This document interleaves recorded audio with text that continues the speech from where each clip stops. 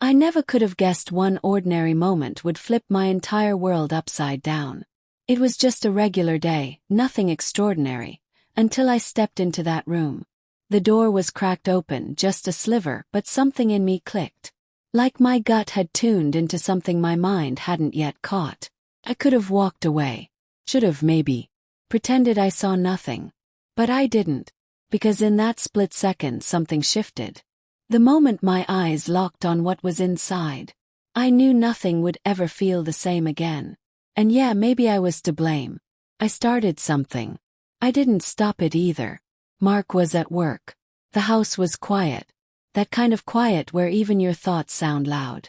I was just tidying up, about to make tea, when I heard something drifting down from upstairs. Faint rhythmic sounds. Nothing alarming.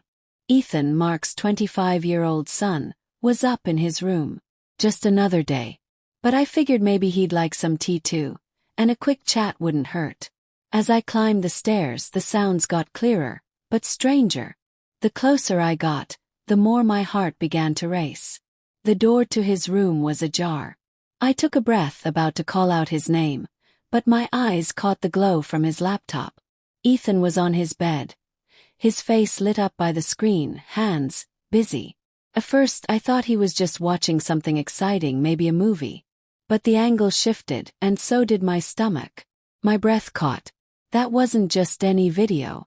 That was something else entirely. My feet wouldn't move. My mind screamed look away, but I was frozen. Ethan fumbled, the sound vanished, the screen dimmed. But it was too late. When our eyes met, his face turned beet red. I'm sorry, he stammered, looking away. I was still stuck in the doorway, my pulse racing. I didn't. I mean the door. I couldn't even finish a sentence. A weird heat spread through me, not just embarrassment but confusion. Curiosity. Something I didn't want to name. I bolted back to the hallway, pressed both hands to my face. What just happened? I should have paid more attention. Should have knocked. Should have done something different. But the damage was done. He was 25. A grown man. And me. I was 50. Twice his age. Supposed to be the adult in the room. But the real mess wasn't just in what I'd seen. It was what I'd felt. I tried to shake it off. Moments later, Ethan appeared at the doorway, tugging at his sleeve. "Sarah," he said quietly. "I'm sorry. I thought I shut the door." I couldn't meet his eyes. "No, I should have knocked," I blurted out. The air thickened between us. Something unspoken passed in the silence. We'd shared a house for years without crossing a line, but in that instant the line blurred. "Turn quickly. I should go make dinner," I mumbled. That night nothing was said. Not a glance. Not a word. But the silence screamed. We sat at the table like strangers.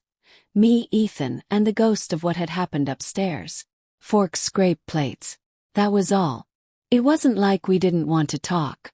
We just didn't know how. Days passed. We pretended things were normal. Then one afternoon, Ethan sat next to me. His voice cracked just a little when he said, "Sarah, about the other day. I'm really embarrassed. I don't want this to ruin things." I nodded slowly, trying to smile. "Trust me. I've had plenty of awkward moments. You're not alone." I shared a few of my own, silly, harmless things. He smiled, tension easing. But just when it felt like the air had cleared, he muttered something under his breath. "Guess we're even now." My brow furrowed. What's that supposed to mean? He hesitated, scratched his neck. I've caught you before. Same way. You didn't know it." Everything in me froze. "What?" I whispered. I never said anything. I was embarrassed. But I never forgot. His voice was soft, honest. A confession he'd held for too long. My heart pounded. He'd seen me. Some point. My most private. And it hit me, we weren't strangers anymore. Not the way we used to be. Something broke open between us. We started spending more time together. Innocent at first, movies, chats, cooking. But every laugh lingered longer. Every glance held something more. When our hands brushed or he stretched too close beside me, I'd feel it, that pulse in the pit of my stomach. I told myself it was nothing.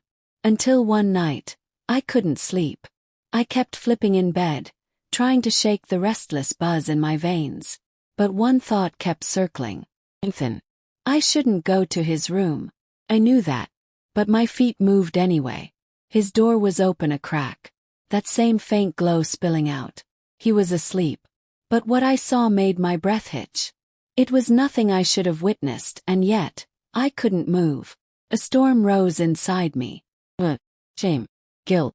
I stumbled back to my room, heart racing. But sleep never came. And that was only the beginning.